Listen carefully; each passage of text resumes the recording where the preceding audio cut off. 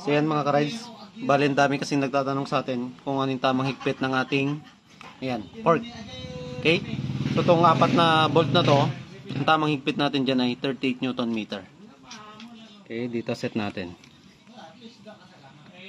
Ayan, punta muna ako sa 28. So nasa 28 na, nakatapat yung 0, plus 10 tayo. Hanapin natin yung 10. Ayan. 28 plus 10. Okay. 38 Newton meter na.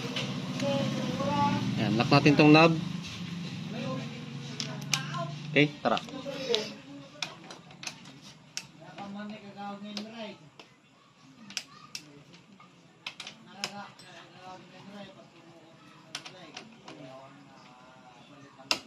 One, two.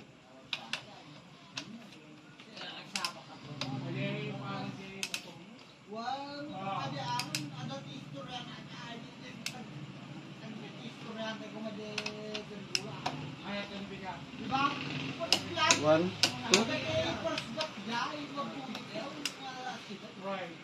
One, two. One, two. Okay. So yan, 38 Newton meter sa ating, yan, ang apat na bolts na yan. Okay, ride safe. Peace.